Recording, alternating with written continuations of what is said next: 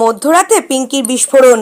বললেন সম্পর্কে আছি, কিন্তু প্রেমিকের নাম কি? গত জানুয়ারি থেকে নানা সময় আলোচনার কেন্দ্রবিন্দুতে উঠে এসেছেন পিঙ্কি বন্দ্যোপাধ্যায়। কাঞ্চন মল্লিকের সঙ্গে তার বিচ্ছেদ, কাঞ্চনের পুনর্বিবাহ নিয়ে তার মতামত নিয়ে হয়েছিল বিস্তর জলঘোলা। আবারও আলোচনার কেন্দ্রবিন্দুতে তিনি।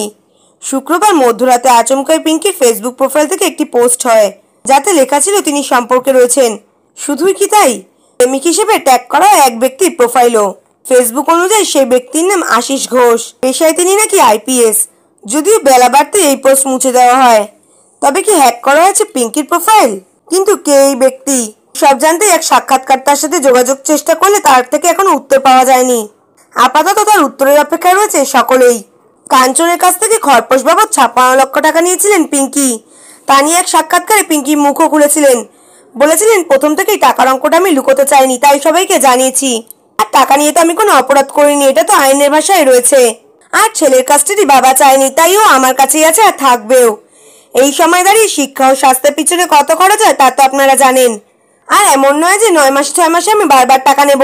আমি বাস এককালীনই 56 লক্ষ টাকা নিয়েছি, ব্যাস এতটুকুই।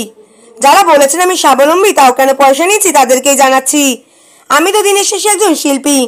আমার আজ কাজ আছে, কাল তো নাও থাকতেই পারে। তাই আমি আমার সন্তানের ভবিষ্যৎ চিন্তা করে এটা করেছি। এছাড়াও পিঙ্কি জানিয়েছেন, খরপোশ নিয়ে কোনো দরদাম হয়নি তাদের মধ্যে। যা চেয়েছিলেন তাই পেয়েছেন। ব্যাপারটা এখন মিটেও গিয়েছে। অতীতের দিকে আর ফিরেও তাকাতে চান না পিঙ্কি, এগিয়ে যেতে চান সুন্দর ভবিষ্যতের দিকে।